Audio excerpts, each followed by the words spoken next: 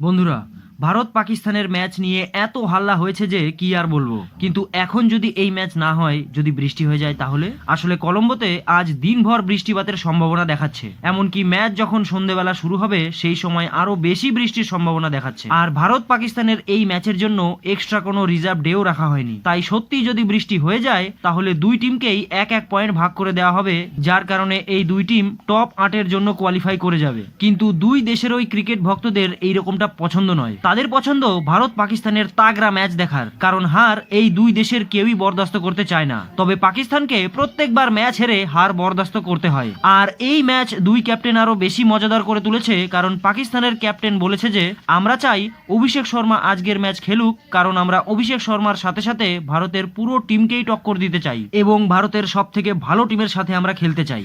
আর এই কথা যখন সূর্যকুমার যাদবকে বলা হয়, তখন সূর্যকুমার যাদব প্রেস কনফারেন্সে বলে যে পাকিস্তান যদি চায় যে অভিষেক শর্মা আজ খেলুক, তাহলে আমরা অবশ্যই অভিষেক শর্মাকে খেলাবো আজ। তাই আজকের ম্যাচ খুব মজাদার হতে চলেছে বন্ধুরা। তবে আপনাদের কি মনে হয়, কে জিতবে আজকের ম্যাচ?